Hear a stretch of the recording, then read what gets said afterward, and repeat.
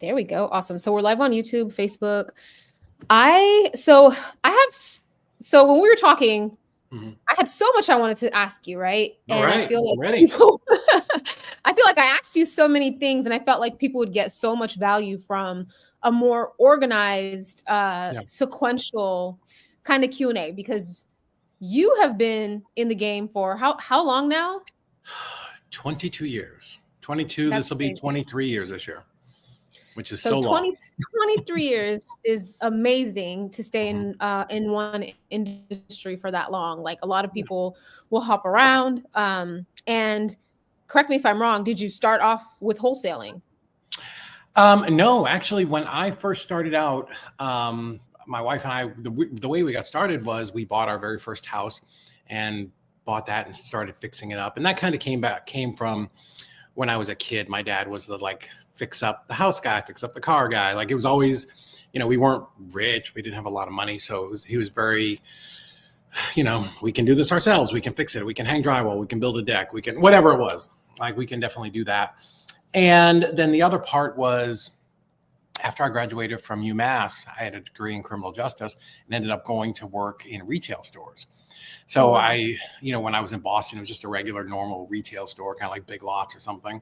But then when I went to Florida, I started working when I moved to Florida in 93, I guess I was like 22, I started working for this hardware store, this hardware company called Scotty's. So I was around people doing fix-it-up stuff. And as I became a store manager and went out and visited job sites, I was just very involved in that world. So yeah, that was a very natural thing to buy our first house and, started fixing it up. And it wasn't like this intentional, investing thing. It was, hey, let's put in laminate floors. Let's take this sliding glass door and make it a French door. Let's put a new deck out back. Let's do these couple things. So it's kind of like a live-in flip. Yeah, live and flip. And the revelation came when we sold it and made $50,000 and didn't have to pay taxes on it. And I was like, oh my gosh, this is great. We need to do this more, a lot more. And that's really how I got started. And then, I found Rich Dad, Poor Dad, and that led me to ARIA and to coaching and to mentoring and all of that. That is awesome. So, 2025 is coming up. Yeah. You have a very unique perspective, because not only have you been in real estate for 23 years, but you also own Easy REI Closings, so a transaction coordination company, and you guys do transactions for a lot of investors and a lot of wholesalers. Yeah. So you have kind of a bird's eye view, and you're involved in all of these masterminds, you're involved in all these meetups. So you know a lot of people who are doing a lot of deals. So you kind of get to have not just your own experience, but you also have a bird's eye view of what a lot of people are doing, what's working, what's not working, and from experience what it actually takes to do this business. Yeah. From wholesaling to flipping houses at scale. And there's so much, right? So how I kind of wanted us to start off with kind of the predictions we have for 2025, as far as, there's a lot that's happening, new president, a lot of things happening in real estate, a lot of things happening in technology and AI. And then going into wholesaling specifically, virtual or wholesaling in real life. Number one, the habits, the mindset it takes to do it, and then going into the actual meat and potatoes of the business, the marketing, what's actually working, what's not working, dispo and transactions. And I know that's a lot. So I want to, I'll kind of interview style, ask you questions. I'm going to slightly stream on Instagram, but I'm going to have it on mute, and I'm just going to tell people hop on YouTube, because there was 35 people on Instagram right now, and they didn't all make it to YouTube. So I'm going to remind everyone. So I'm really excited for this, because you have a wealth of knowledge, and it's going to be really great for anybody watching this right now who is either starting off brand new, or you just feel like real estate's been slow. I hear so many people say ever since interest rates went up or whatever, they have all these different reasons, it's been slow for them getting deals. And for anyone who feels like that, I think this live and this chat will really help clear up where your focus should be in the next 3 weeks to get ready to have a good 2025, a consistent 2025, and actually do deals every month, making the income that will allow you to do whatever you want, time freedom, financial freedom, whatever. So starting with There's a lot of things there. I know. So starting with predictions. Yeah, predictions. I'm expecting a really big 2025. I think with the election this year, and no matter which side you're on, left or right, it didn't matter. There's always uncertainty in the market. Anytime people are unsure of what's going to happen next, well, things sort of contract a little bit, right? People don't want to spend money. They don't want to invest money. Are there going to be these tax breaks, or, are interest rates going to get lower? Should I wait for the $25,000? That one side says they're going to give everybody, right? So there's just a lot of uncertainty, and that bleeds over not just to investors. That's the market. The stock market does not like, crazy upheaval. They just want to know what direction they're going in. You know what I mean? So, for that alone, and I think we've seen that historically going back, every 4 years, or every time there's like a major election where there could be a change in administrations, there's just uncertainty. I mean, I remember going all the way back to, 07, before Obama was elected, right? Like, once he got elected, everything, it didn't get immediately better, but there was just this sense of hope that, okay, somebody is going to come in and do something different, right? So based on that, I think people are excited, whether you like Trump or hate Trump, and that's okay too. We have to, as our job as investors is to, look at the landscape and say, what does this mean for us? We know he's the anti-regulation guy. He's probably going to try to find a way to lower interest rates. He's going to make it easier to do business, right? So, the world just doesn't revolve around us. We're in an entire ecosystem, right, of banking and insurance and marketing and advertising, and, the way people can spend money, what can they write off against their taxes. And, I think the impression and the feeling in the market is one of excitement that, once the administration changes, these things will get better. So because of that, we're very excited. We are adding transaction coordinators in our business. We feel like there's going to be a big jump, especially for the next 4 years, and we're going to see a lot of growth. So very exciting for us. I think so too. I think, the last greatest time in wholesaling was when I started. Luckily, I started right during COVID. Trump was president. He gave everybody a bunch of money. Interest rates were low, very low. And it just makes people able to flip. It makes people able to buy high priced properties because it doesn't cost as much to hold them as you flip them. So for wholesalers, this is going to be really, really good. Everybody who's been saying, oh, interest rates are too high for me to buy that and hold it for 6 months while I flip it. I know for sure with virtual wholesaling, when interest rates shot up, people completely stopped buying super distressed houses. It went to everybody just wanted cosmetic rehabs because they didn't want to be into flips that deep, except for the people who that was their only business model and they're doing a lot of deals. So I think that's really exciting. Like you said, love them or hate them. I think it's exciting for wholesaling specifically. So for anybody who either is brand new or you feel like deals have been slow, you feel like it's been inconsistent, that's going to be a big change. This is not the time to give up or to get out of real estate wholesaling. And on that note, some people say it was the interest rates. It was hard to find a deal, whatever. But underneath that is the reality, right? Of it's really the habits we have in our marketing and the mindset we have while marketing that is going to get us deals or not, right? You have been in real estate for 23 years. You have wholesaled and done thousands and thousands of transactions, especially with your company now. So, you can speak to this really great, but what do you think are, just give us one or two super focused, dialed in habits that people are going to need to actually get deals? Because next we're going to get into marketing. Marketing doesn't matter if you don't have the habits of what good marketing even will be. So time, money, what do you think habits wise people are going to need to do to actually get these leads this year? Yeah, ultimately it's having consistency and having a process. I think that's what's going to make you successful. But let me just back up just a little bit, because you talked, and I know this isn't a you or certainly a me thing, but when I hear people say that I can't find a deal anymore, my brain just blows up. When I hear people go, oh, it was easier, before to do business. I'm like, again, it just boggles my brain, because I want to ask the question. I'm like, if we were in this economic boom and every seller, right, on any block knew that they could just put their house on the market and it would sell, right? And that was the best time as an investor to go find a deal. That doesn't make any sense to me, right?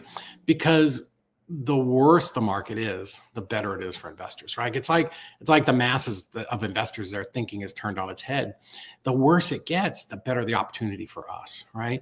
Because we're out there doing things, talking to people who are in distress. Because let's be honest, that's what we do, right? We go out and we find sellers who, the way it was explained to me was perfect on time. People are losing sleep over a property tonight. If all of us went up in the air, in a helicopter straight up over our house where we're sitting right now, and shot a BB out of a slingshot in a circle, we would hit somebody who tonight, that close to you, who will not sleep because they've got a problem with a house, whether it's death or divorce or job transfer, whatever it is, right? Like, life is still happening to people in good times and in bad. So if you can find people who want to sell to you in a good time, to tell me that you can't find a deal when the market is not as hot just doesn't make any sense. Like, that just doesn't compute. You can't make me believe that, right? When, and that's because I came through like really bad times, like, the crash in 2009, like that was bad. Like, do not tell me that we've been in a recession the last couple of years. This is just a very normal market, right? A little bit of up, a little bit down. I'm telling you, 2009 and 10, when the market crashed, Dan Rather came on the news at night and said, we don't know if the government will open tomorrow. That's a fucking bad day, okay? Right? Like, banks were closing, Yes. Thousands of people were getting, locked out of banks. Like, that was bad. And still, that was the best time to go out and find a property. So I do struggle with that when people say they can't find a deal. That's just being lazy, okay? If I was to take any person watching this, any of you, whatever, and I don't love this analogy, but I want to make sure I make a good point. The thing that you love the most, it's your dog, your porcelain doll, whatever. And I held a gun to that thing and said, you have 24 hours to go out and find a deal, or this thing is I love this. I guarantee you will go out and find a deal. Yes. If you are watching this, if you are smart enough to be following Tadi, you already have the skills that will let you go out and find a deal. It's not that complicated, right? We're going to go out. We're going to find somebody who needs to sell their property today. They're willing to give you a discount because you're going to pay cash and close quick. Boom. That's it. It's very simple. You don't need anything, technically more than that. So if I was to threaten to take away the thing that means the most to you in this world and gave you 24 hours, you would go find a deal. So that means deals are there, right? Please respond if you're going to tell me that you can't do that, because I want you to bring them up live. I want you to bring that person up live so we can have this discussion. So let's call it a fact that anybody can find a deal in 24 hours. It's just you're not doing it. You just and me too, right? Like, I don't go find a brand new deal every single day, right? I don't do 365 deals every year, because they're, again, life is happening to the rest of us too. So to answer your question, consistency and having a process are going to be the answer, for anybody, whether the times are good or bad. I do have a process that's consistent and repeatable over and over and over again that I can generate deals, right? So I don't want to be, the one-hit wonder where, I happen to find a deal, cash the check, do the deal, and then don't do anything, right? I want something that's going to happen over and over again. I want to put some type of marketing into place that's, going to run all of the time. Right. So either I'm doing that, I'm hiring somebody to do that, something, right? Some process where I'm doing marketing, because the marketing gives me a lead, right? And we need leads in our business. We need people to talk to do a deal, right? So that would, that's a very long answer for a short question, but, having consistency and having a process that you like to do, right? Because there's lots of ways to do real estate. You can, I say all the time, being a real estate investor is like being a doctor, right? You be the eye doctor, the ear doctor, the nose doctor, the toe doctor, the butt doctor, whatever, right? Same thing in real estate, right? You can develop land, you can wholesale, you can be a landlord, you can rehab, I can do storage units, I can do, entitlements, whatever, right? Pick a part of real estate that fits your personality. There is literally something for everybody, right? I don't want to do I don't want to sit on the phone all day, right? So I'm not personally going to be a transaction coordinator. Can I do it? Yeah, it's part of my deal, but I don't love it, and it takes me away from my other stuff. I probably wouldn't do land entitlements because I don't want to sit around with attorneys all day and talk about chopping up land and running sewage lines, right? Like that doesn't jazz me up. I want to wholesale. I want to rehab because I love talking to people. So, if you're listening to this, find a niche or niche of a real estate that you love, that speaks to your personality. Because all of our personalities are different, and that's cool, right? We can't all be the same. And there are ways to make a lot of money doing that. So yes, I 100% agree. There is a million ways to make money in real estate. You, like we just talked about, are in a very unique position because you get to see a lot of flippers, wholesalers, and real estate professionals doing transactions. And this could just be yes or no. Do you believe that income-wise, wholesaling, and I will say not just income, but income with a quick conversion cycle, meaning I spend my money to market and then I make my money back fast. Right. Would you say that wholesaling is the best for that? 100%. The fastest, cash conversion cycle, meaning from the day I invest $1 into marketing to the day, I go to closing and get paid back, right? How long does it take for me to get my investment back or to get my investment back? 100% wholesaling is the best. Like there's nothing faster. In fact, man, I don't know of any other real business that can pay you back that quickly. I totally agree. I told you my story. I bought 18 rentals. I flipped 9 houses. And at that time I looked and I was like, oh shoot, my wholesale pipeline's dry. And I was so used to making money every 10 days. And when I didn't make money for a little while because I was trying to do all these other things, that really messed up a lot. So staying focused is super important for 2025. For people who income is the most important, staying focused on wholesaling only until you have a big enough cash reserve and until you have a team that can do some of these things for you and you can actually shift your focus because your team is running the ball. That's going to be very important. So we're going to stay super focused on wholesaling, gearing up for 2025, wholesaling only. Now, with your unique bird's eye view and seeing all these different companies, successful companies, I'm going to rattle off the marketing methods. And Steve said it'd be good for wholesalers to know what a good deal is. If you could go over that, that'd be great. So we'll get into that next once we talk about the marketing methods. But I'm going to rattle off all the marketing methods. And if you could tell us, David, what the most effective is, and you can do it on 2 scales of I'm broke and also, I have some money to spend. So we have SEO, which is building up your website, driving traffic to it. We have PPC, which could be Facebook, TikTok, YouTube, any running ads and spending money, which ultimately is going to get people to that website. Cold calling, SMS, direct mail, pay per lead, which you're just buying leads from someone who did PPC, and then agent outreach.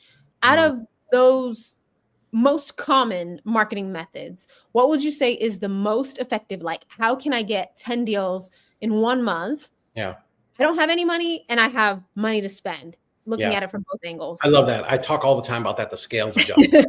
Either got no money, but all the time in the world, or I have money and no time, right? That's really, you're either in one bucket or the other. I've been in both. I've been in the I tell people when I started, I had like less than $5,000 to my name. It was me, a wife, 2 boys, and 3 fat dogs. So I understand being half of broke. And now I'm also in a position where I've got a bunch of credit cards and a bunch of money. I can run as much marketing as I want. I don't have the time to do the things that I did when I was broke. And the thing that you left off there, which is my very, very personal favorite, is driving for dollars. I don't know that there's a better lead source out there than driving for dollars. And here's why. I can get in my car. All I need is a pad of paper and a pencil. Every single person here has a pad of paper and a pencil, right? Or a pen, if you prefer. And I can just pick a part of town and drive up and down the streets, right? Just back and forth. And I'm just looking for houses that look like they're distressed, right? Maybe there's the grass hasn't been cut in 6 months, or there's a bunch of penny savers in the driveway, or I can see that there's no mini blinds or curtains and I can just see straight through the house, right? Like we all can tell what a vacant house looks like. So that's what I'm looking for first. The second thing I'm looking for is houses with a lot of junk and stuff out front. right? Maybe, you know, as I'm driving around, maybe that's a landlord house and maybe they're just tired of dealing with it. And the third thing I'm looking for is houses for rent, because I love reaching out to those landlords. And then the third thing is, you know, vacant lots and things. But those, I can, anybody here, again, any of us can drive around and just make a list of those. 123 Main Street, 129 Main Street, 124 Oak Street, right? We can make a list of all that stuff. Yep. Yeah. And so I didn't want to interrupt you, but there's apps that'll do it if you don't even have the money to pay for this. There's even a free app called Parceled. It's not going to make the list for you and get the numbers and do all that, but you can at least see the parcel while you're driving and click it, and you can screenshot it. And then that'll at least save you time. You can have 50 screenshots in your phone. When you get back home, just type them up and make a list. 100%. So for me, driving for dollars is 100% the best way to get a property. And here's why. So let's really break it down. So if I'm standing in front of a house and I'm looking at that house, I can see whatever. I could see tree on the roof, right? Whatever it is. I could see that, you know, looks like all the tenant stuff has been set out to the street. I could see that clearly something is going on with this property, which raises the odds, raises the likelihood that this seller would want to sell, right? Because what are we doing? You know, on the flip side, let's go to the other side. You talk about direct mail, cold calling, PPC, PPL, whatever else there was, right? Again, all what we're doing is we're rolling the dice out there and we're trying to generate a list of people who are going to be likely to want to sell, right? So this is, we're calling this list building, list stacking, right? I'm going to look for people who recently divorced, people who had their water shut off, people who are absentee landlords or absentee property owners, which means the property's at one address and the tax bill goes someplace else. So most likely that property is an investment property or inherited or something, right? So I'm doing all these things and I'm looking at these lists and I'm downloading or purchasing the list. So let's just say I'm looking for people who in this particular zip code do not live at the property address, right? So they're an absentee owner. So great, I can mail that, I can call that, I can text that, I can send them a ringless voicemail, I can send them direct mail, but that's a guess, right? I'm guessing that they're going to want to sell because it fits this box.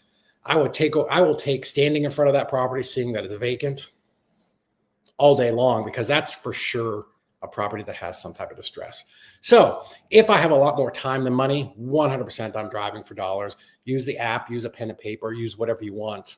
And you will get a deal quicker, right? So, but if you have more time, or sorry, more money than time, yeah, pull a list, run some ads on Facebook, TikTok, Instagram, Google, whatever it is, go buy some leads, do all of those things. There are, again, lots of ways to find a lead. How would you market to that driving for dollars list? Yeah. What would you do? I would great question. So, because that's the next step, right? So here's what I would do. I would go drive all day and not 50. Like, don't go, tell me, I've had students do this. I went driving. I got 28 addresses. I'm like, great, go get 280 more tomorrow. And then about 300 houses. Yeah. And then in a couple of days, go get 300 more. And in a couple of days, go get 300 more. Because we want to always be building as big of a pipeline as we possibly can, right? Let me challenge that though. Would those houses be on the vacant list? Maybe, maybe not. The vacant list, do you know where the vacant list is generated? From people who haven't opened mail for a while? Yeah, it's from the USPS. And the only way you can get it is through a nonprofit. But maybe it's not updated, right? Maybe it is, maybe it's not. Okay. Maybe you have a lazy postman who hasn't done it, right? And maybe that list is 3 months old, right? So remember, you have 24 hours to go find a deal. Yep. Right. I will always say this. This is why I don't love agent outreach. It's not my jam. I've bought plenty of deals from agents. I do not ever want to depend on somebody else to get me a deal. I like that. Remember, I've got, when I started, broke, wife, 2 boys, 3 fat dogs, right? I did not have time to mess around and hope that I was going to make a post and some agent was going to feel bad for me and go, let me bypass all of my investors. Here's a distressed property where somebody wants to sell 50 cents on the dollar. You want to be successful, take matters into your own hands and go out and get that deal. Do not wait for somebody else. Do not be, stuff like I want to find an agent who will run comps for me. No, no, you're better Yeah, off running it off of Zillow to get your comps. Do not wait for people. That's laziness. That's an excuse. That's why you're not successful. I think Right? that comes from people thinking that they're gonna just do this for like an hour a day, Yeah. and Yeah. just they think like I'll have people literally take a picture of a house and send it to me and be like, "Hey, if you can get this deal done, would you pay me? Would you JV with me?" Like, wait, you want me to track down the seller, call Yeah. them, get the deal under contract, dispo it, and Oh, then split the fee with you? Like, just find the person and call them yourself, and yeah. then then we can have a deal. So I think people don't realize what it really takes. So when they Yeah. haven't done it yet, they're like, well, I'll just message a couple agents on Bigger Pockets.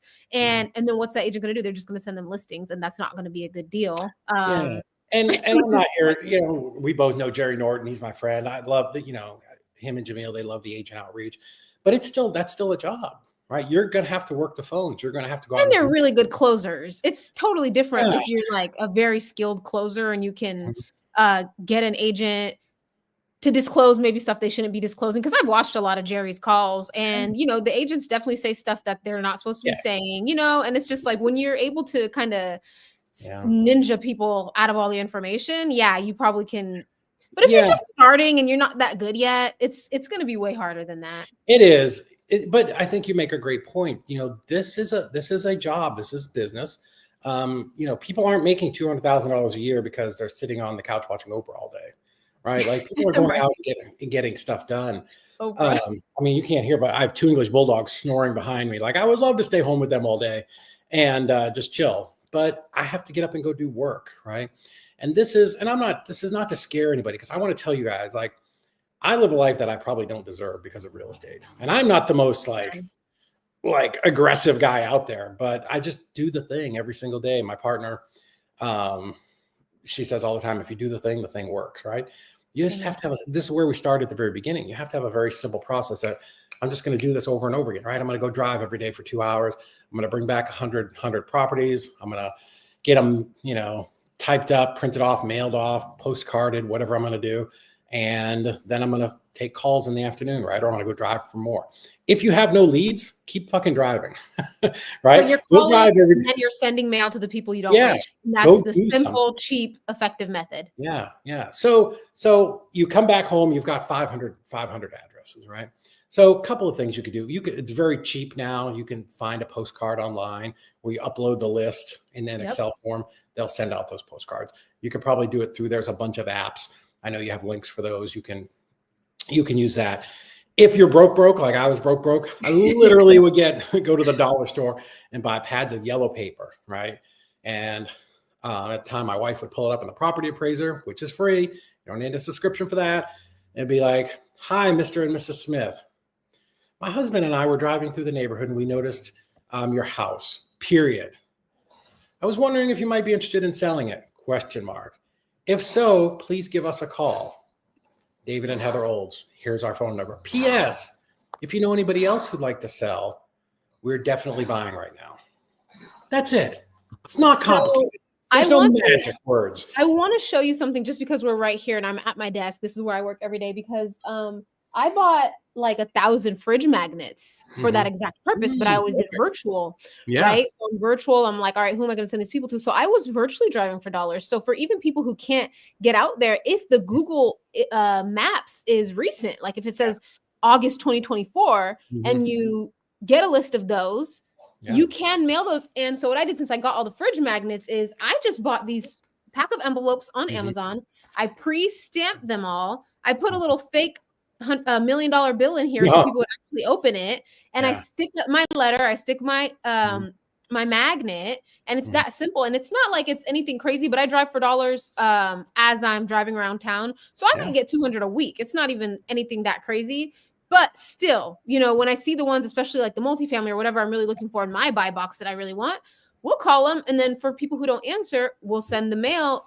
And this is to show you, even someone who only has 6 working hours in a day and 2 kids and is a single parent, I can sit down for an hour and a half at night. And this is almost free. I mean, stamps are 25 cents and a pack of like 150 envelopes is like $20. So when you really think about it, it's almost free. The apps are almost free. And there's really no excuse why you can't manual dial and then send a piece of mail to those lists. That's some old school. Used to call that, because again, I've been doing this before Google and Facebook. So it's called lumpy mail, and people would open it because there was something in there and they wanted to take it. So this gets us all a little off topic, but this gets to the core of marketing, right? In marketing, and this goes back, 200 years, right? All marketing is the same. The only thing that's changed in marketing is the method of deliverability, right? So yeah, of course, we didn't have text messaging marketing or email marketing 20 years ago, but the first step in all marketing is get it opened, period, right? So I learned this, again, 20 years ago from Kathy Kennebrook, you can look her up. She's like the direct mail queen. And her thing was, if you're going to send mail, you got to get opened, right? So she would suggest, get those like colored envelopes that look like birthday card envelopes, right? Live stamp, just like you had. Handwrite Mr. and Mrs. Smith, 123 Main Street, and handwrite your return address, right? So when somebody gets it, because again, all things being equal, when we all come in the afternoon and we have our mail, the first thing is to what? I got to get it opened. If I can't get it opened, I could have fucking War and Peace or Shakespeare written inside. It doesn't matter because I'm not getting it opened, right? So what you're doing, you've done two things, right? You've got that $1 million bill, and you've got the magnet in there, so people feel it and they're like, oh, what is this?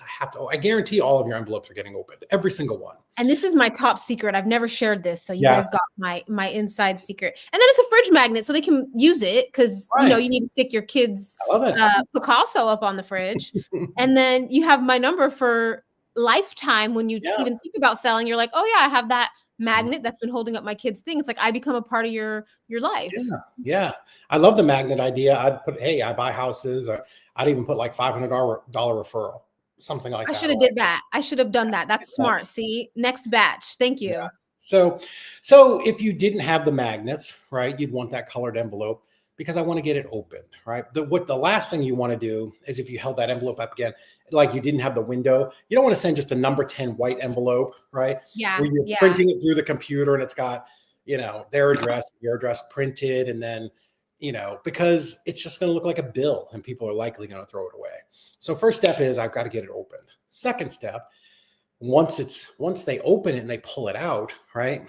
It's got to be a good message. It's got to be something that, says what you're trying to do. And then there has to be a call to action that says, hey, call this number, or go to this website or scan this QR code or whatever you want to do, because, people are dopey. They're busy, oh, I buy houses. Oh, that's great. I'll come back to that. And then they just never do. So what you're doing there is absolutely fantastic. That's direct mail is as cheap as it gets. And, cold calling, I think all of us have unlimited phone plans now. That pretty much, because I remember the days when you got 300 minutes a month. So I'll give you guys an app for that too. There's one called Go Dial. It's like $50 for the whole year. Crazy. Apple app. Download the app. It's probably on Android too. You can upload a list just like our dialers that we have on the computer, and it's an auto dialer. All you do is it dials and then you just click next. All you have to do is click next. So it turns your phone into an auto dialer, so you can take that Drivings for Dollars list, skip trace it for 3 cents a skip, put it in there, and that's like free. Then whoever doesn't answer, you mail them. So altogether, that's like a $250 marketing budget plus gas, and that could be all you do all year, every month. That will make you $50,000, $60,000. So we're going super old school. Like, this isn't anything, this is not AI texting people and locking up deals for you. This is the basics. This is as cheap as it gets. And I love that we started with this, because a lot of people can't even fathom how a deal gets done. And this is like no excuses. Even if you're working, like drive Uber or Lyft, you're killing two birds with one stone. You can make money, find houses. And while you're not having a customer, drive for dollars, make your money, spend a little bit in marketing. You'll have a deal in the first few months. From there, you start paying for the more expensive things. So for your richest clients, the people that do 30, 40 deals a month, what are they doing? Because I know they're not driving around all day. No. Well, so I actually love driving for dollars. Even if I was having my worst day in my business, I would go get in my car, just drive around, listen to music, because I at least felt like I was doing something productive. Is it like a stress reliever for you too, to just For drive? me, it is. I think because all of us, I want to come back to this for a minute, but I think all of us have bad days, and you're like, just nothing's going right. The world's against me, whatever, right? Like it's being terrible. So on those days, you just need to do something that I put one foot forward. I moved one step forward. So I always love driving for dollars. In fact, I'm toying with Heather, my partner, bringing in, a young kid and mentoring him on site. And I'm excited, I'm going to take this kid and go drive for dollars. I'm going to film it. I'm going to have a film guy in the back seat filming it all for content, because we're all such content whores. But which also, you love making content. Dude, we could talk about that, the content world. But and how that's our second job. Everyone's third, fourth, fifth, sixth job. Yeah, how it starts to consume you after a while. But anyways, I'm excited to go driving for dollars. I love it. Even though I don't wholesale anymore, I really do. I do miss it. But yeah, the one thing, you talked about people getting confused and overwhelmed. Look, guys, there's so much information out there. Right? There's so much. There's one thing I always remember. This is a simple business, right? People that make it complicated. We just want to find somebody who's losing sleep over that house tonight. I want to go talk to them. I want to have empathy. I want to see how I can help them. Great, Mrs. Smith, you need to move to Phoenix because your cat has psoriasis, right? Like whatever it is. Everybody's got a story. You're going to, you get into this business, you're going to hear a lot of things. How do we help, right? That's our job as investors. And we get paid a lot of money to be able to help people solve problems. So, can you do this with no money? Of course. My God, everybody that I know, I think we talked about this the other day. I don't know anybody that started with a ton of money. All of them have these stories of hitting absolute rock bottom, right? I mean, I don't think anybody would do wholesaling as hard as it is if they had a bunch of money. No, honestly, I think you would fail. I think if you started rehabbing with a bunch of money, you're probably going to fail. Yeah. Because you just don't respect it, and you way overspend, and you're not going to get that money back. I mean, I think not having money and having grit and determination is the way to go. Now, the minute you've got money, you should get a coach and a mentor, because now we're going to jump you ahead very quickly, right? We're going to help you avoid a lot of those obstacles. Being on these types of things and, learning from people who have kind of been down that road. But the one thing I can't teach anybody, and I've mentored lots of people, same as you, I can't teach you to get up in the morning, get your ass out and go to work. Amen. Right? You have to, you have to want to do that. You have to want this, I think people, and I see this a lot online, I want to work for myself. Life will be great. Yeah, it is great, but you have to be motivated to go do the thing every day. You can't just be I'm going to go out and drive for dollars, and you end up at Starbucks for 6 hours, right? That's not going to get it done. You've got to go out there and do the thing. And the thing is not complicated. The thing is not complicated. It's not hard.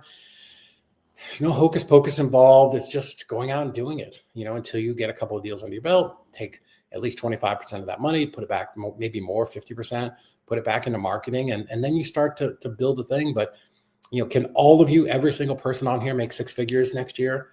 100%. 100%. I could lose everything today. All of my regions and Rock Point, Bank of America accounts could all get wiped out, and I'll have a deal by the end of the week, right? It's just a thing, right? We're just going to go out there and figure it out. We're going to go drive for dollars. I'm going to go talk to investors. I'm going to JV a deal. I'm going to do every single thing that I can, for 15, 16 hours a day until I find one. It's not, I feel like people definitely overcomplicate it, and they got people that have been through it are like, oh yeah, it's great. You can take all my money away, but what's in your brain? You can't, the knowledge and the belief system, once that's there, you can just go out and do it. But I remember how hard it was in the beginning. And, I was telling this to somebody the other day, when I first came to Chattanooga and I hadn't done a wholesale deal yet, I had only rehabbed in Florida. I'm like, man, if I could just do my first deal, I would cartwheel down Main Street naked, and nobody wants to see all this, but that's how bad I wanted the deal. So you have to want it, right? Nobody's going to give it to you, right? You're not going to call up somebody and they're just going to give you a deal to go sell. This just doesn't work that way, I agree. And I'm not trying to be negative. No, that's true. I mean, So my first deal was somebody who just gave me the deal, but that was after I called for 2 weeks and completely failed. And if I wouldn't have switched to Cleveland, decided to go virtual, and it was on my third day of calling Cleveland where he was like, "Are you sure that's all you can do?" And I was like, "Yeah." And he was like, and I'm just going on Propstream looking at the lowest price house sold. It was 15,000. I said 15,000. He said, "Are you sure that's all you could do?" I'm like, "Yeah." He's like, "All right, send the contract." And that was the first deal. And he was very nonchalant. He really didn't even care that much, but that was after building rapport. And also I read the book on negotiating real estate. And also I sold timeshares. So it's not like I went into you're the best salespeople on earth. You're a fucking shark. It's not like I went into it with when no I said somebody experience. give you a deal, I was talking about just calling an investor. But no, right. No, he was an investor. What was messed up was he bought a house for $68,000 from a REIT. And he bought it by himself. And it was a horrible deal on the east side of Cleveland. It was a duplex with plumbing issues. Section 8. They never paid their portion of Section 8. One of them got off Section 8 somehow, so he never made money. So he just gave it away because his father-in-law passed away who was living in Cleveland, and it brought up bad memories to have to go back there. So he was like, and we bonded over the fact my stepmom had passed away. His father-in-law passed away, both during COVID. And of course, I have the sales skills. I know how to build rapport. I know how to connect with somebody. I know how to not make the sale anything at all until they show me that they really want to sell. So I followed the same process I'd had in timeshares, plus reading the book on negotiating real estate, which gives you those little tips, like when you say the offer, be silent after, like little things that are very important. And it was very simple, but I think it's really important, like whether you have no money or you have some money, to put all your time into it still, because even the people who are doing 30, 40 deals a month, they're not, it's not like they're on a boat sipping a martini doing 30, 40 deals a month. They may not be the person driving for dollars. They may not be the person typing up the ads, but they are still full-time a business operator. So just before we move to the next section on the topic of marketing, for those operations that are doing, and just wholesale, obviously people can flip and stuff, but just specifically for wholesaling, what would you say the top 3 marketing methods that people who are doing 20 plus deals a month are using? It's direct. I would say first is PPC, number 1. So they're running ads through Google. They're running their own ads. Yeah, well, or having an agency run them, but they're running their own Google ads. I know there's I'm going to say direct mail, I feel like, is making a strong comeback.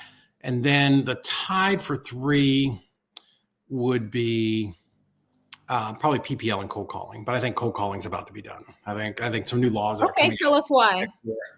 There are some new laws coming out that are just going to make it even more difficult to call people. I just think that the privacy stuff, I think people are tired of getting random calls. I know I get 4 or 5 a day, because I have a bunch of properties. So, I mean, it's terrible. Cold calling, I think definitely still works. If I was starting out, I did that driving for dollars. I'm going to come back and I would skip trace it. I'm sure you've talked about how to do that. I'm going to send them some mail. I'm going to send them a text message, and I'm going to call them. Right. So I had a mentor early on, and he used to talk about this called playing all of your aces. Right. You have aces. There's lots of things we can do to generate leads. Right. I can drive for dollars. I can call agents. I can do direct mail. I could do a dance on TikTok. Which of those things is the least likely to get me a deal? Yeah, it's fun, and people will spend a lot of time doing some TikTok stuff. But is that really what's going to get you the deal? No. It's probably going out and putting out bandit signs, or driving for dollars, or doing something that we know is going to produce. Go with your aces. You know what? If you guys are on here and you actually want to do deals and you're not taking notes, you are wasting your time. I'm telling you, because I'm on here. You have somebody who's been in real estate for 23 years on, you should be asking questions and you should be taking notes, because what he just said, literally in order, if you have money, running ads, direct mail, cold calling, and PPL tied for 3, none of that is rocket science. None of that is rocket science to set up. None of that is rocket science to outsource. And you can literally be getting leads coming into your phone while you're driving for dollars. You can be closing deals while you're driving for dollars. If you are dead set on closing as many deals as possible in 2025, David literally just gave you the formula. So if you're on here and you're in the chat, just say thank you in the chat, because that was something that some people pay $10, $20, $30, $40,000 for that. And they don't even get the setup. They just pay to hear it. So you just heard it for free. Someone who pays a lot of money to be in a lot of masterminds, who title company closes thousands of transactions. Our transactions company will do over 3,500 files this year. Over 3,500 files. So he knows where these deals are coming from, and he just gave you. So I love that you said cold calling is dying, because I really feel that. Obviously, that's one of the methods. I think people are just more skeptical now, right? They're just with all the scams and all things, and I think they're cold called for insurance, and there's just it's so pervasive. Ooh, this is good. People just want to hang up the phone. They're basically over it, right? I think texting is better, and that's even getting more regulated. So, also to get deeper, like the carriers, you're using up their bandwidth. They've had enough, right? You're costing them money. So yeah, I think cold calling is just slowly going away. You touched on something really good that I don't want to skip over right now, because trust is low, and this is huge, right? Trust is low. But you also mentioned pay-per-click, pay-per-lead, and all these other things, which require a strong website, which is going to have SEO, right? So now we're talking about some things that are all together. Yeah. Okay, so how important it is for people to be credible and have a strong, trustworthy, credible online presence for their wholesaling real estate business now. So much. So I just did an interview with Brady from Carrot, the website, carrot.com. It should be on my YouTube channel, hopefully this week. But that was one of the big things that we talked about, was trust. So again, we've got our slingshot, we're shooting marbles, we find somebody who's distressed, right? Again, job transfer, death, divorce, taxes, all the things. Why would they choose to work with us, right? They have to trust that we can solve their problem. Like, I think you've hit the nail on the head. So that trust comes through in a lot of different ways. Like, when I pick up the phone, do I have empathy, right? Am I legitimately trying to help them solve a problem? And sometimes we are not the answer. Like, understand that it's okay for somebody who wants the highest possible price, for you to say, hey, Mrs. Smith, I don't think I'm really the answer, but I do have 2 friends of mine that are agents. If you'd like to reach out to them, let me get you their number, right? Because that's going to come back to you, right? It's just karma and just the way the universe works, right? You have to want to help people, right? And you can't be selfish. And we're not going to get every deal. The best closers in the country get 1 out of 10. Okay. So, and we can definitely talk about the other 9, but that's probably another night. But, the best people are getting 1 out of 10. Don't be a dick to the other 9, right? Like, let's try to help people. Like, I just believe reciprocity and karma is an actual thing. And reviews are a thing now, because if you have this online presence, you're going to be on Trustpilot, you're going to be on Google Reviews, you're going to be on Google My Business. And it's really important to at least leave people with a good taste in their mouth that, hey, this person tried to help me. That, their offer was low, but I get that they're an investor. They have to make some type of money. They were kind and polite and pointed me in the right direction. Yeah. And that's all you can really do, is build a connection with someone, try the sale. And if you can't get it, obviously get better over time at sales. But even then, even the best closer, you have to be able to point people in the right direction. I know when I first started, the script was always, and we can part ways as friends. And I know it's like, it's so annoying, right? But it's, after you say that so many times, it's like, hey, I'm going to run some numbers. We're going to talk about it. If it makes sense for you, awesome. Would you be ready to move forward today? If not, we can part ways as friends. And that's kind of setting the tone for the conversation. But you won't know that if you don't have a sales process. And that's, one small part in all these little processes you have to have within your wholesaling business. But you nailed the nail on the head when you said trust is low, cold calling is super scammy. Everybody has these Indian, Filipino, South American, whatever, VAs cold calling. So they're not the worst, by the way, guys. Do not use them. They're not trained with the soft skills. They're going to say, oh yeah, you guys went by my house. And then they lie and say, hey, yeah, we went by your house and we saw that. Okay, you went by my house. Where do I live? And, you don't even know a landmark around there. There's so many little things that can kill a deal, as well as just not following up properly, or having these automations in your system that follow up improperly and blast out text to people and make them think, wait, I just had a good conversation with this person. Are they a scammer? Now I'm getting all these weird texts from that company. Yeah. These little things make a big deal, because once the trust is gone, the deal's gone. Yeah. So you're right. So if you tell somebody you're going to do it, you have to do it.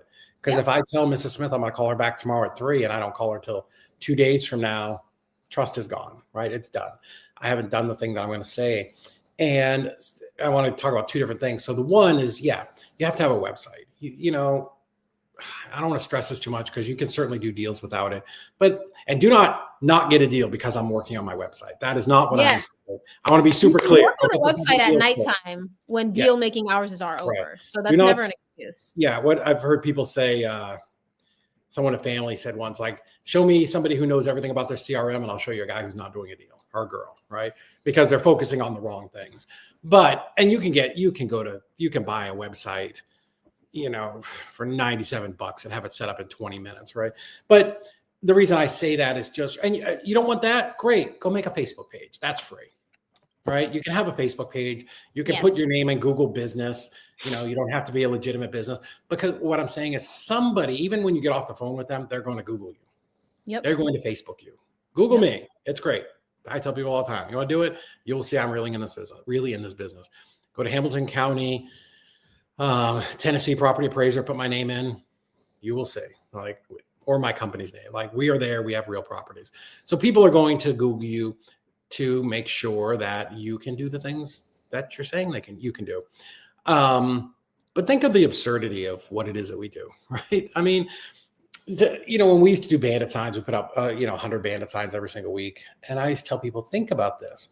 You go out on Friday night at 2 a.m, you put out this sign on the side of the road. The next day, somebody stops at that light, looks over and goes, we buy houses and a phone number. I'm going to call that person. So you pick up the phone, which you should, if you're going to spend all that time and energy putting out this marketing, right? Whatever kind of marketing it is, answer your goddamn phone. And you're going to talk to that person for maybe 20 minutes, and they're going to invite you to their house to walk through it. You're going to get there, you're going to walk through the house, and 20 minutes later, you're going to make them an offer, and they accept that. Think of how absurd that is. That's how bad people need help, right? Think about that, right? That's how much these people, feel distressed about the property, even if it's not the property itself. So, it's our job to, this is a business, and we need to treat it and respect it like that. The great thing about wholesaling is anybody can do it. Any person listening to this can make $100,000, $200,000, $300,000 next year. I promise you. Tadi, you and I both have at least 30 brain cells. Yeah, right. Like, we both know people that are doing really well and aren't that fucking bright. I'm just going to tell you, there's some guys that are guys and gals. But they don't get off the phone. Even if it's harder for them to get a deal, they're just savages and they get them. They just are unstoppable. But anyways, I mean, just do the thing, man. I promise you it works if you go out and you do it. There's nobody I've ever seen that consistently tried and got up to the bat or got up to the plate every day and took a swing that didn't get a deal sooner or later. And followed up, keyword, and followed up. Because just because you're calling new people every day or talking to new people every day, if you don't follow up with the old people, you're never going to get a deal, because the deals don't happen on the first call. That's very important. I mean, our time is going so fast. I mean, this is so packed with information. I do want to touch on one thing. We might have to do another, because I still had 3 sections that we didn't get to. We can keep going. I don't care. Whatever you want to do. I do have one really important thing that I wanted to go over, because somebody asked a really good question. So we do all this marketing, right? Yeah. And this is the part where I will say nowadays, at least 60 to 70% of wholesalers completely fail every time they're at bat. And they actually have a motivated seller that would sell at the right price. They don't know what the right price is. They don't know what a deal even is. They don't know what flippers do. They don't know what rental property investors do. They don't know what they need to get the deal at for it to be a good deal for someone else and still make money. So they lock it up too high. They put in the seller's mind that the deal is actually worth that. Then it's number one, hard to come back for a reduction. And number two, it's not really honest to run your entire business on reductions. Let me just lock it up at whatever, go talk to buyers, and then come back and try to get the price reduced. You should be learning up front what a good deal is, so that if it's not a good deal, you can be very clear with the seller why it won't work for you. And then it becomes a follow-up to where you could get it at the right price later on. And that's how I get most of my deals. My biggest deal this year came from 4 months of follow-up, and they dropped price $90,000 over time because nobody would buy that house, right? Because I was being honest and I was right on price. So, and they're not talking to 100 buyers a month like we are. So I say all that to say, what even is a good deal? So love that. We could definitely do an hour on this. Here's what I would teach my acquisitions people, right? It's not a formula. There's no magic formula of, 48 to 52% of Zillow is where you need to be, right? That may be historically where, if you've done a lot of data, that maybe that works, maybe it doesn't. Two things. One, I always would teach my acquisitions people, you need to understand how the buyer makes money here. Yes. Right? If I can look at this house at 123 Main Street and go, how is my buyer going to make money? Because it's getting the deal, the property under contract and having a deal is not the end goal. That's only the first of many steps, right? Then we've got to find a buyer, then we've got to get it closed. So the next step would be finding a buyer. What is going to make a buyer want this deal from me and pay me that assignment fee? That's how we get paid, right? So there's two really important parts here. So if it's rented, right? Let's say it's rented for $1,000 a month.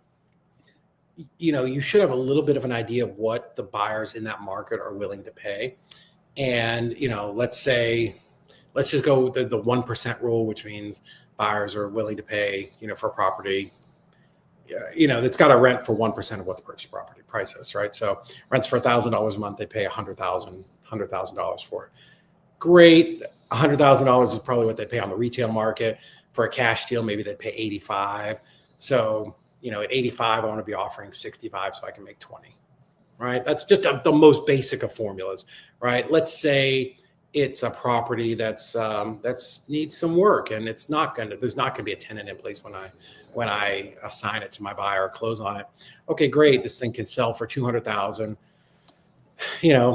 That's selling when my end buyer has it fixed up, right? So let's just do some backwards math. It's going to cost my buyer 10% to sell when he goes to sell it, because he's got to pay agents and title fee. So we're going to take 20% off of that. So that's 180, right? So my buyer will net 180.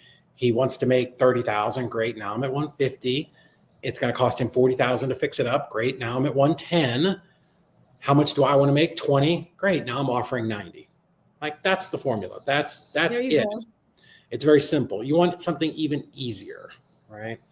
Go to Propstream. If you're using one of these things, exactly what you did on your first deal.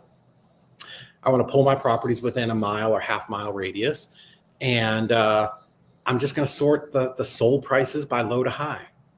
And there's always, you guys want to pay attention now, when you're looking at comps, recent comps, there's always going to be 3 levels, right?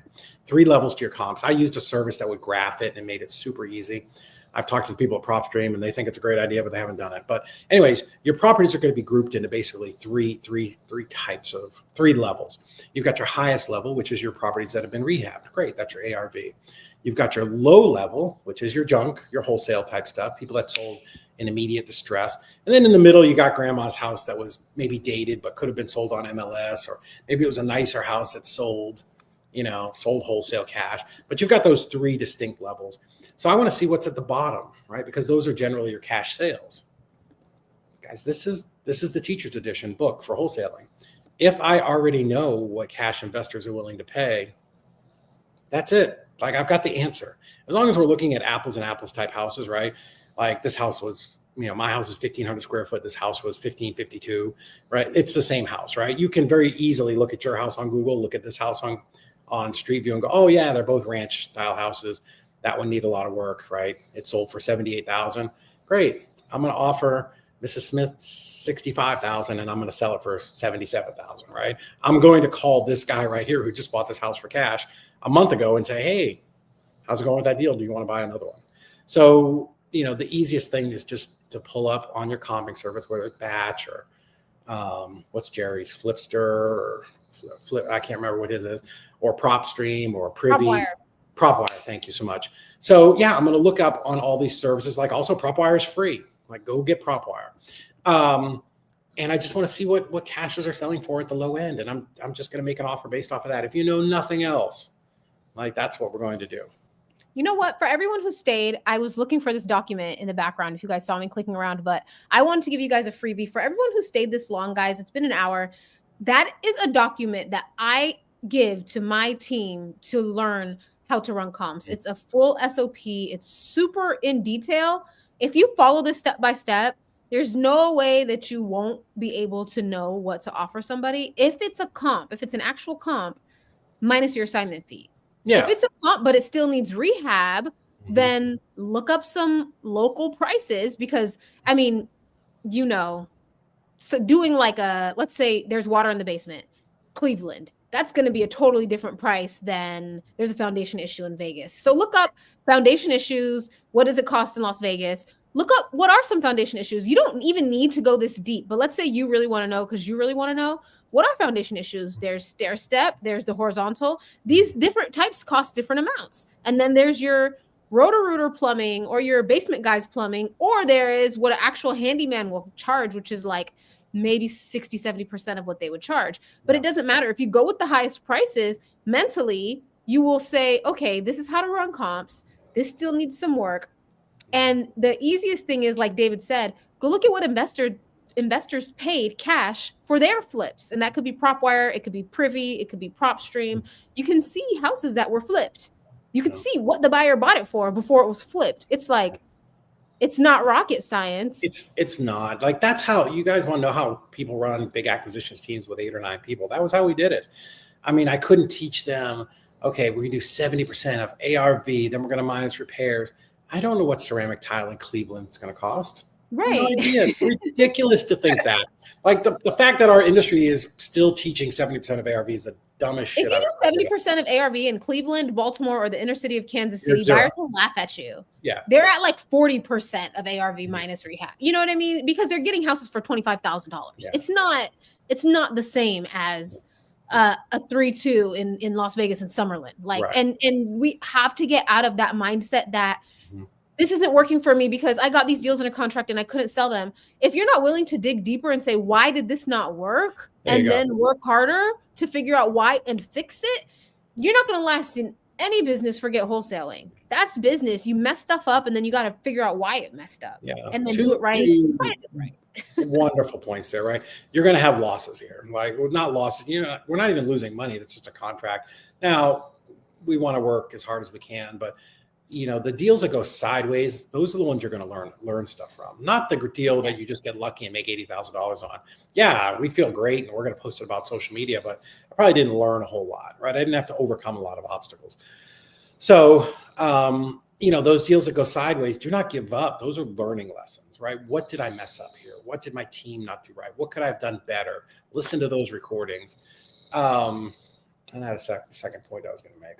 God darn it. That'll come back to me. It was good too. I forgot though. When you mess up, figure out what you did wrong. Yeah. That was what it was too. Yeah. When you're talking to these sellers, right? The way that I ended every call was, hey, Mrs. Smith, congratulations. Now we're under contract. Hey, here are the next steps. We should always say that, right? The next steps are, somebody from my team or might be me. We're going to reach out to come over and get some photographs of the property, so that we can start our process and start moving you closer to closing. Hey, we agreed on $78,000. That's just based off everything we talked about over the phone here. But Mrs. Smith, again, if we come over and there's anything that we find that we didn't talk about, that could affect the price. Does that make sense? Yep. There you go. They're going to say yes. Button it up, right? But now what have I done? I put a marker in the sand, right? Yep. Where when I get over there and then my buyers start telling me that there's sewage leaking in the thing, right? Now I have a thing where I can call back, hey, Mrs. Smith, hey, great news. One, I think we could get this thing closed next week. But hey, on the bad side, remember when we talked before when we signed the contract, we didn't talk about the sewage in the basement. Again, on me, I should have asked if you had open sewage pipes under your house. But, I'm going to fall on that sword a little bit. But, hey, I definitely want to get this closed next week. I think we've got everything lined up. But, I need to adjust the price a little bit. Is there anything that you can do? And ask them. Let them give you the best number because they might drop at 30,000. Who knows? But you will always know what the problems are with your property because your buyers will tell you. There's no shortage of buyers who are going to tell you why your deal sucks. They will always tell you what the problems are with it. So I'm going to take those things. And if I have to go back to the seller because I missed something, great. I don't love getting reductions. I really don't. But over time, as you learn these things, you start to ask better questions and less things will fall through the cracks. But again, now we're moving forward, right? Now we're turning this into a system, and we're learning, and we're creating SOPs and scripts and all that stuff. I love this. This has been so good. So good. You probably have to watch this twice.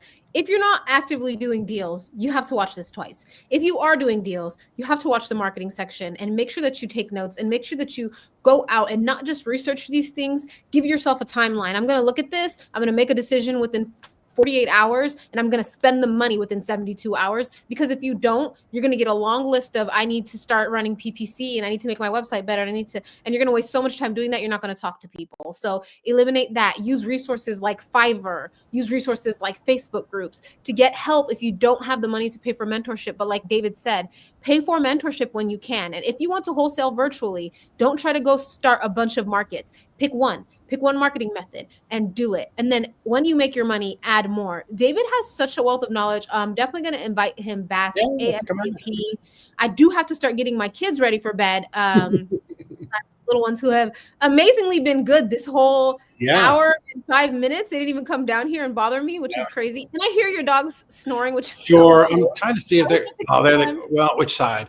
There they are. You can see them. Oh my gosh, they are so cute in their winter. I love the red collars and the they're English bulldogs. Normally they're like, there's this chair behind me. They'll be propped up over the top, kind of watching me. And I don't do a lot of Zooms from home. This is why, because they're snoring. I don't know if you can hear it, but it's a little on the loud side. I want dogs so bad, but I cannot handle raising anything else right now. But as soon as my kids get old enough to help me take care of them, I want like I love dogs so much. And they're like built-in protection, built-in best friends, but I'm just like, be patient. How bad of a day I have, I can come home and they're just so silly and dopey, and they want to love on you, and they're the best. But like traveling is hard. Like I was just gone this past weekend. I have to find somebody to either come stay at my house or send it, like, because I can't board them. It breaks my heart. Doggy boarding. Oh, it breaks my heart because they're rescues. So to me, always in my brain, I'm like, oh my God, they're going to be going back to a kennel, and it's going to be this whole flashback of like Alcatraz. They're gonna have trauma. It's just, it hurts. It hurts my heart. I'm such a cold-hearted person, but dogs bring me to my knees. You're really not, obviously. You're definitely not a cold-hearted person, because from the first day I met you, all you've ever done is be kind and try to help me, everyone you met that first day I met you, everyone who walked by. And it's never been in the purpose of just serving your business. It's never just been in the purpose of making money. It's genuine.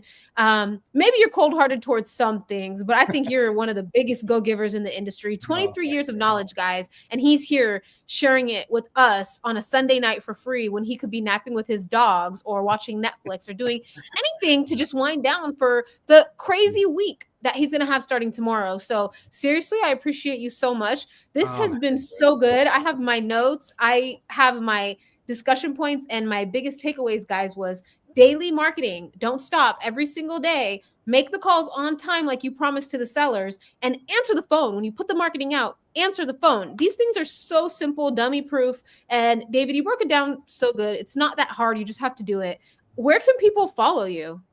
Instagram is easy, at David Olds, REI. So David, OLDS, REI. Like you, we put out a bunch of content and reel. Yep, there you go. And we just put out lots of information there, just going to rental properties or talking about deals, or, having people in the office to interview, whatever it is. We put out 2 or 3 reels a day, and we have a podcast, all of it. You can find it all there. It's fine. Well, thank you so much. We're definitely going to run this back for the last dispo transactions and tracking KPIs section, but gearing up for 2025 wholesaling, you guys got some amazing insight. I really appreciate you, and have a good night, everybody. Night.